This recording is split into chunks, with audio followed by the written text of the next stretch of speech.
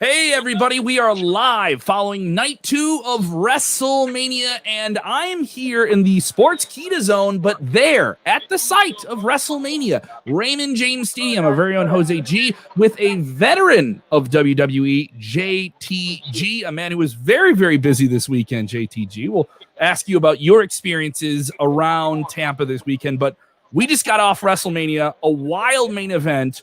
Roman Reigns is still the WWE Universal Champion. Jose, you were there. What was the reaction from the first real big live crowd for pro wrestling during the pandemic? Well, I'll tell you what, Kevin. It was a very mixed reaction. I'll tell you right now. There was a lot of boos. There was a lot of yays, but overall, mostly boos, right? Mostly boos. But overall, man, just great crowd reaction overall, man. Especially with that finish. You said it yourself. You didn't understand what happened there at the end of the match, but overall, man, the crowd reaction was phenomenal. Mm-hmm. A lot of people responding to this, and if you guys are with us live, go ahead and get your comments on screen. A lot of people responding to different things here. A lot of people saying that they won with the weather today. Captain Jack Sparrow changed the weather. You guys avoided a storm. There was some rain earlier in the afternoon, so we did avoid some of that. Listen to our prayers, Kevin. Yes. Yeah, I don't know how Vince pulled that off. I was just talking to him about heart. Who did Vince pay off to get this one done? This one coming in from Jordan Ryan Powell saying Roman Reigns shouldn't have won. What was the sentiment amongst the fans? You heard some boos. A lot of people really loved Edge when he was introduced. There was some support for Daniel Bryan, but this was an Edge crowd. They wanted to see the big comeback. Were a lot of people kind of let down, or was it just like, hey, I had a fun time even though my guy didn't win? Is there still jaded wrestling fans out there who are unhappy about the experience? I'll let you take this one. Yeah, the fans definitely was rooting for Edge tonight. I thought Edge was going to take it away tonight and have to go back to his glory days, but nope. Roman Reigns is still the head, the head of the table. Head of the table. The tribal chief. You know what? I personally thought Daniel Bryan was going to take it. Daniel Bryan was quite over, as you could imagine. Everybody was chanting yes.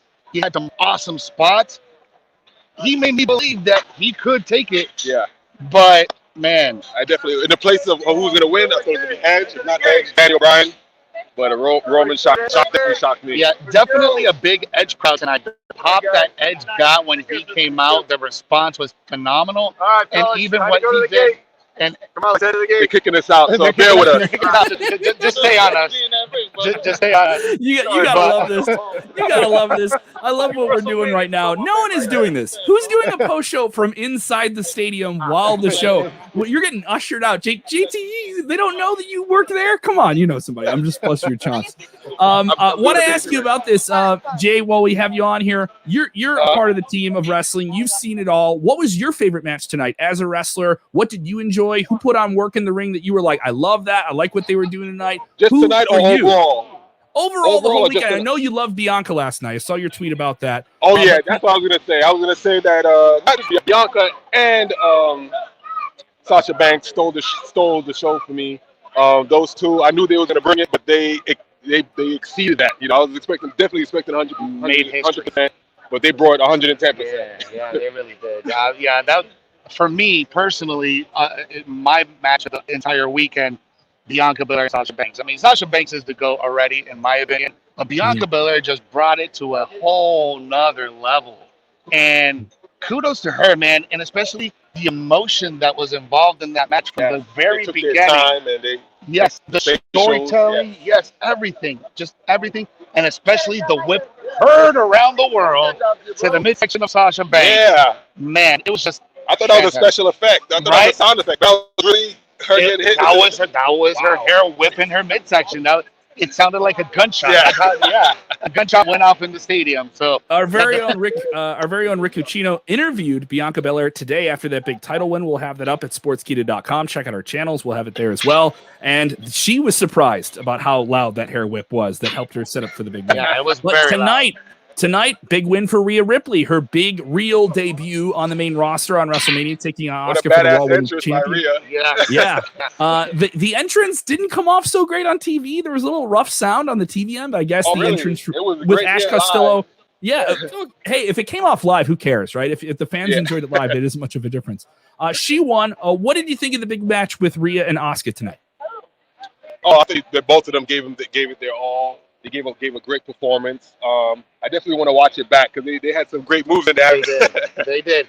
Especially that counter towards the end and the finish when she hit the riptide. I thought that they may have done that finish a little bit too early. I thought that the match was a little too short. They could have gone another 5 minutes to put a little bit more of their storytelling. Yes. But overall, I'm proud that they did put it on Rhea Ripley, because if she would have lost at this WrestleMania, two WrestleManias in a row, then what are you doing with Rhea Ripley? So this is the right choice. Put that Raw Championship on her and let her go.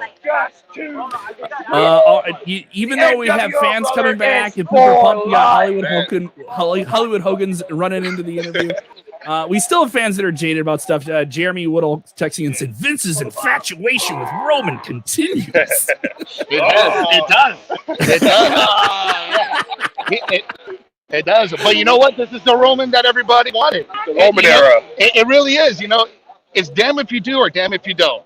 Back when he was babyface, everybody wanted him to turn heel. Now that he turns heel, they're still booming. They can't win. They're still booming, so you can't win. So you know what? You just go with who makes money, and Roman makes money.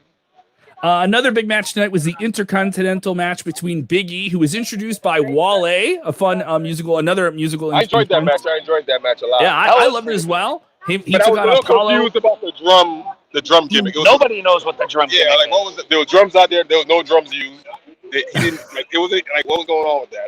It would have been even better if maybe they would have had part of his military unit playing the drums while the match is going on, because that probably would have put more focus on the Nigerian drum match. You didn't get your creative.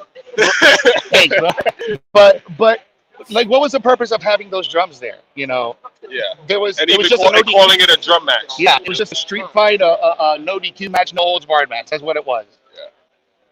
Another big match, obviously Dabba-Kato interfering. Apollo Crews is the new Intercontinental Champion. Rhea Ripley won. A lot of titles changing hands. A lot of people saying this as well. A lot of heroes that people were behind didn't win. In a situation where a hero did win, where people were excited for him, was a man who is grounded and not lost in conspiracy theories.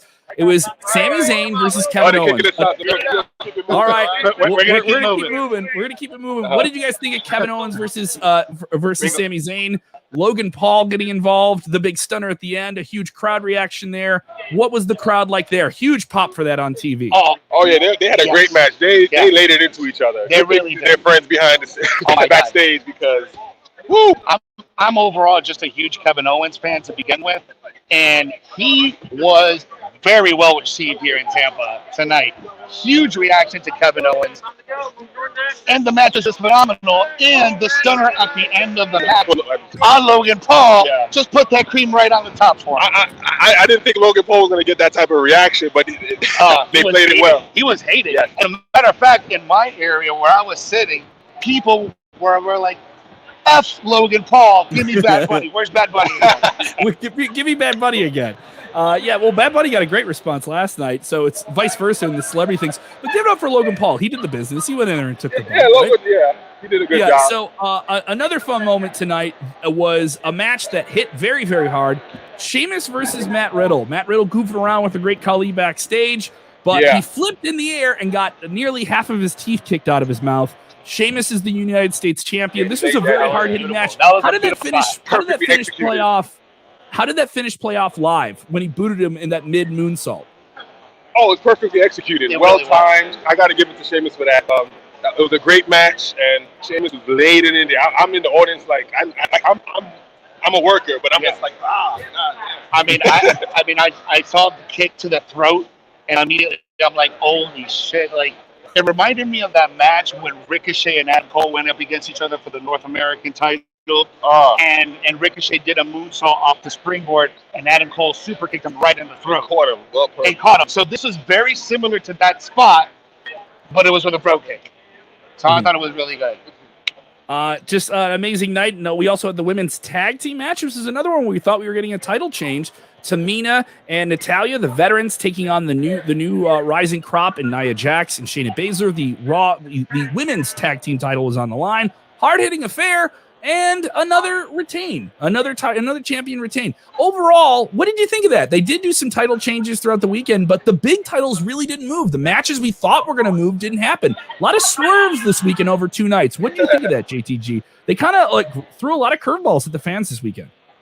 Yeah, that's what I like about WrestleMania. I like the swerves. I hate when it's predictable. I'm glad that who kept the titles tonight? Shayna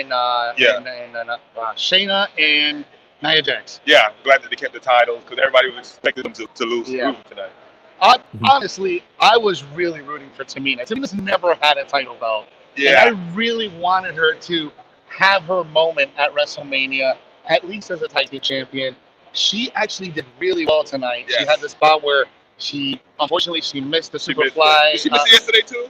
Yeah, no, she hit it yesterday. She hit it yesterday. But she didn't hit it today. Mm-hmm. But overall, I really love the interaction between Nia Jax and Tamina. 2 bulls going at it. Godzilla versus King Kong, female versions in the ring at WrestleMania. I thought that was great.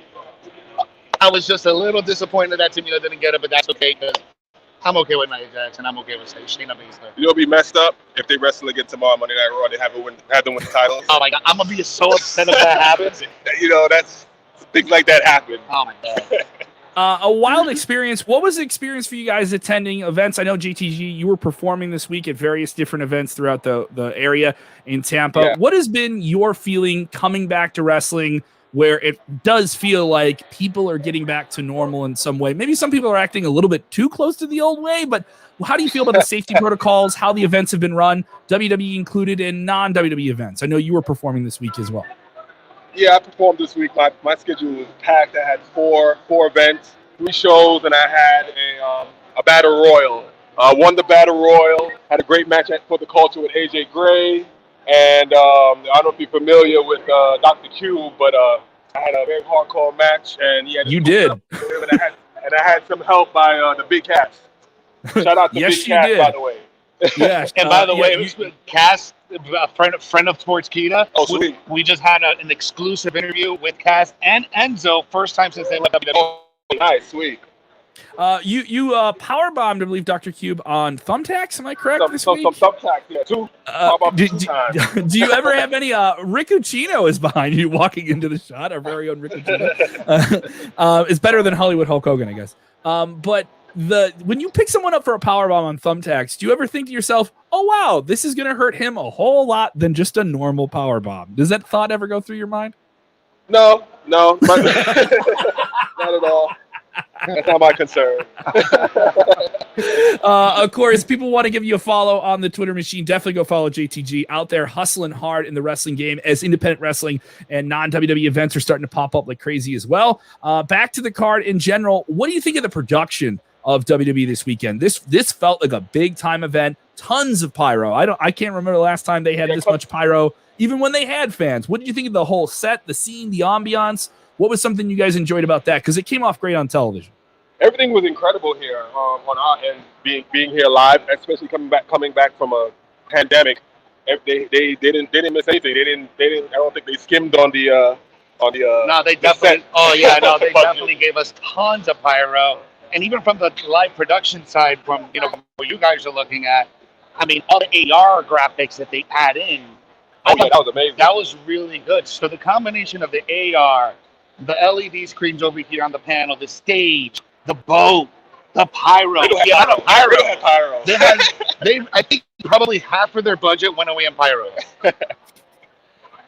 An amazing week for wrestling, an amazing week for live entertainment in general, and obviously pro wrestling leading the charge as our community tends to do that with things like this. We hope everyone out there, though, is staying safe wherever you are. Obviously, everyone maybe imbibing a little bit. Hopefully you don't get a little bit too goofy, and you guys keep your distance and be safe with everything there. We're going to keep it short because obviously you guys are trying to get out of the stadium here. We want to make sure we don't have security smacking a phone out of someone's head. Also, Rico, give it up to Rico, our cameraman, who's walking backwards in this entire arena right now. Yeah. Moonwalking his way out of the he's literally moonwalking right now. We do have to get into this match. It opened the night. Randy Orton versus The Fiend. This was a real big spectacle. It was a very confusing ending, especially even on TV. Alexa Bliss came out. Randy Orton's expecting some big, crazy match, and there's a big Jack in the Box at ringside. They wind it up. The Fiend comes out. He's not burnt anymore. And Alexa Bliss comes out of it later with a bunch of black goop. It looked like she had Rudy Giuliani's hair dye flowing out of her head. Oh, yeah. And it was confused. A lot of people said, is she supposed to be the Sister Abigail character that's kind of haunted him? What was the crowd reaction like that? Because it definitely seemed like they did not like that ending. Definitely, it didn't rain, but they were definitely raining boos from the crowd. Yeah, it was very confusing. First, because we got to see the Fiend back as an original costume, so he kind of morphed himself back into his original being. Then we have this huge Jack in the Box that's at ringside. Then she comes out of it. Then she's dripping that black stuff all over her head. So I don't know what happened because he loses. And then she causes the distraction, making him lose. So it's very confusing on why that exactly happened. So does this mean that Alexa Bliss is Sister Abigail, or does this mean that Alexa Bliss is turning a face character and maybe separating from? Or Bray Wyatt is bad luck at WrestleMania. That's it. Is he like zero wins? Yeah, he didn't win last year. He didn't win the year before. No. Oh yeah, he did a bad record. Oh yeah. But he did it. But he didn't beat Randy Orton in the last WrestleMania match he had in 33. Yeah. Mm-hmm. So maybe he does have bad luck at WrestleMania. Comment coming in here from Heyman Kellum Sully, who's watching on Twitter. We're everywhere. If you guys are watching, go ahead and retweet that link. He goes, I wasn't expecting a Papa Shango guest spot. Yes, that was very Papa Shango-esque what was coming down her face here. A lot of people with different questions saying why Fiend haven't won in a while. A lot of people different feelings. What are the feelings coming out of this? What do you think's going to happen? WrestleMania is usually them answering a lot of questions, but they raised a lot of questions. For you, what's the most interesting character or possible storyline coming out of WrestleMania, JTG? I'm looking for. I want an explanation to the Fiend. Like tomorrow, I hope they cover that. Give us some elaborate details on why. Alexa, yeah, made him help Randy Orton with the win.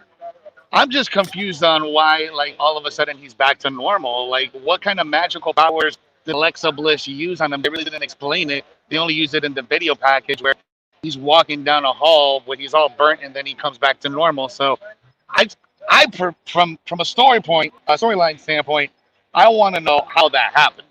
We're probably not going to get it, but I just want to know. Well, it begins anew. You know, I mean, they've been doing this for the last 10 years, but everyone wants finality at WrestleMania, but usually launches a lot of storylines because this is the time when a lot of casual fans will tune in. And this may be the one show that they watch from beginning to end. They'll watch Royal Rumble and they come around this time. This is the playoffs.